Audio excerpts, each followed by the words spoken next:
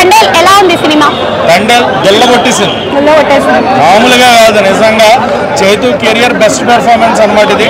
ఆయన ఎన్నో సినిమాలు చేశారు, బట్ ఏమై చేసేవి కానీ ప్రేమం కానీ దాంట్లో ఉండే ఎమోషన్ కంటే ప్రేమంలో ఒక సీన్ ఉంటుంది, శృతి హాసన్ గారి పేరు గుర్తుపట్టినప్పుడు ఏడ్చుకుంటూ బయటకు వస్తారు. దాన్ని మించి ఆ వెడ్డింగ్ కార్డ్ సీన్ ఏదైతే ఉందో నార్మల్గా ఏడుపు రాదు, నాకు తొందరగా రియాక్ట్ ఉంది. బట్ చైతు గారు ఏడుస్తుంటే నాకు కూడా ఏడుపు వచ్చే లాంటి ఒక సీన్ అనమాట అది. సాయి పల్లవి గారు మామూలుగానే నెక్స్ట్ లెవెల్ పెర్ఫార్మర్, 100% ఆవిడ ఇచ్చేస్తారు. బట్ చైతుది ప్యూర్ డామినెన్స్ ఉంది సినిమాలో. 101% ఇచ్చేస్తారు, 100% కాదు, 101% చైతు గారికి కెరియర్ బెస్ట్ పెర్ఫార్మెన్స్ ఇది.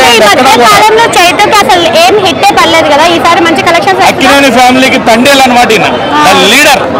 సో ఆర్టికల్ 370 అదే జరగడం వల్ల మళ్ళీ వెనక్కి వెళ్ళి డ్రాబ్యాక్ వెనక్కి వెళ్ళి మళ్ళీ దాన్ని ఎలా తీసుకొచ్చారు. సాయి పల్లవి గారు ఢిల్లీ దాకా వెళ్ళి, అంటే వాళ్ళు జరిగిన రియల్ స్టోరీ కాబట్టి చాలా ప్యూర్గా చూపించారు. బట్ ఒక లవ్ స్టోరీ తోటి కొంచెం ఫిక్షనల్ యాడ్ చేసుకున్నారు, ఏం పర్లా, ఏది కూడా డిసప్పాయింట్ చేయదు. సాంగ్స్ కానీ, దేవిశ్రీ ప్రసాద్ గారి మ్యూజిక్ కానీ, చందు మొండేటి గారి డైరెక్షన్, శ్యామ్ దత్ గారి కెమెరా, అసలు ఏది డిసప్పాయింట్ చేయదు భయ్య. ప్రతి ఒక్కళ్ళు, ప్రతి ఆర్టిస్ట్. అండ్ పాకిస్తాన్లో మన ఇండియాని లేపే సీన్లు ఉంటాయి, జై భారత్ మాత అంటాం అనమాట. సో ఖచ్చితంగా బ్యాక్గ్రౌండ్ మ్యూజిక్ ఎవ్రీథింగ్ సినిమా కంప్లీట్గా సాటిస్ఫైడ్.